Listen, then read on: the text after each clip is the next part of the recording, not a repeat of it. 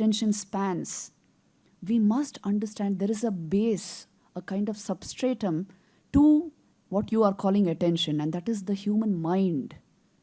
Because attention is a property of your mind. If this base is not worked upon, if it is not cultivated a bit, you will not be able to maintain long attention spans. I can illustrate this to you, what this base means, through a story, which is very interesting. You see, Zen masters used to have a number of students. This is a story which actually took place. So one of these students, which a Zen master had, many times they would teach them concentration through martial arts.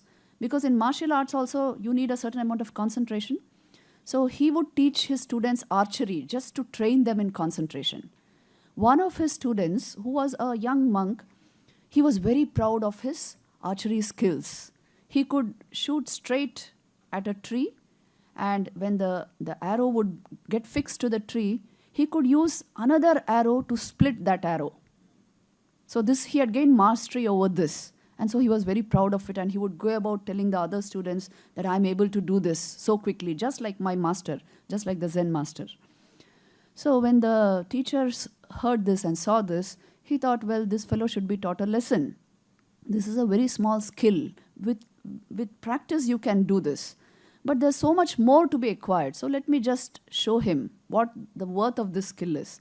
So one day he took all the students to a particular mountainous region where they came across a ravine.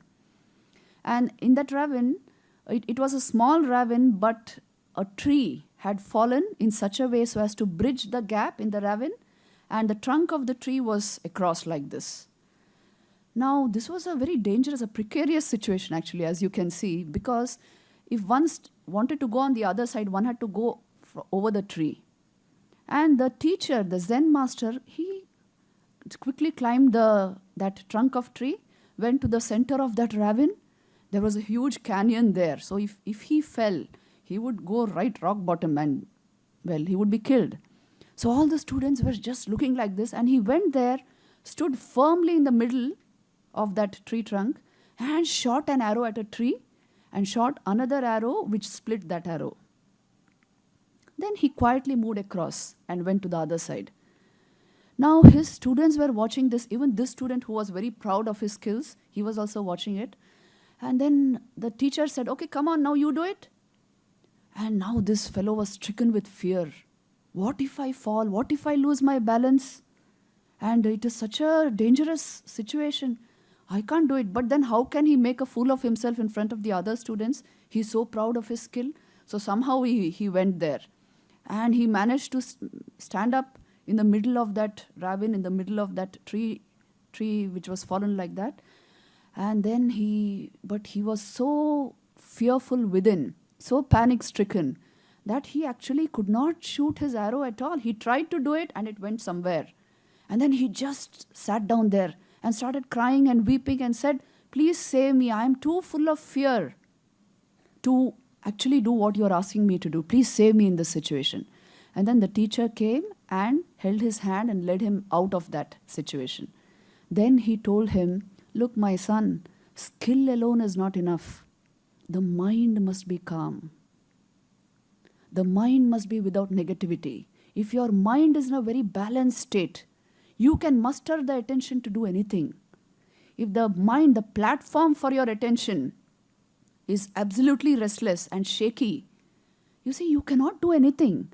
And life situations are such. Many times you will have to balance on beams.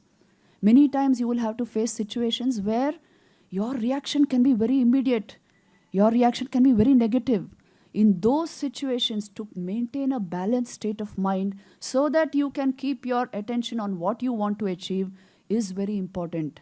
So more important than skills you can develop with practice, is the platform you provide for those skills, your mind. And that is why work on your mind. Then stabilize your hand, develop the skill, and you will achieve success anywhere. So we will first be studying this mind management, how to handle our mind, our thoughts, the thought processes continuously occurring in our mind, how to handle our emotions, and then how to handle our attention.